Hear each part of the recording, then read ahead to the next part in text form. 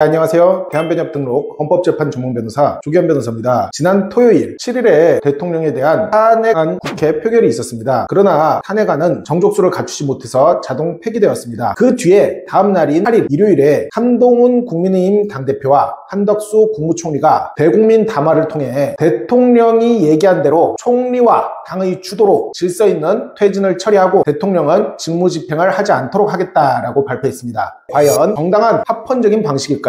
저는 그렇게 보지 않습니다. 우리 헌법은 대통령 권위와 사고에 대해서 규정하고 있고, 대통령 권위 또는 사고 시에 그 권한을 대행하는 자로서는 국무총리를 규정하고 있습니다. 그러나 지금 탄핵안이 표결조차 되지 못함에 따라 대통령은 헌법에서 정한 권위도 사고도 아닌 상태에 놓이게 되었습니다. 대통령의 권한을 합헌적으로 대행할 수 있는 어떤 기관이 있는 게 아니죠. 만약 대통령이 지금 내란죄로 수사받고 있는 현 상황을, 물론 내란죄로 피의자 입건했다는 것조차 한덕수 총리와 한동훈 대표 발표 뒤에 이루어졌지만 그래도 헌해하여 내란죄로 수사받는 이 상황을 만약 대통령 사고로 본다 하더라도 한덕수 총리가 헌법과 법률이 정한 바에 따라 대통령 권한을 일시적으로 행사할 수는 있으나, 이에 더하여 여당인 국민의힘이 마치 대통령의 권한을 나눠 행사하는 것처럼 행사할 수 있는 헌법적 근거는 어디에도 없습니다. 대통령이 권한을 행사할 수 있는 것은 민주적 정당성에 기인한 겁니다. 국민 전체의 직접 투표로 뽑혔다는 거죠. 그러나 과연 수많은 당 중 한동훈 대표에게 또 특정 정당이 대통령의 권한을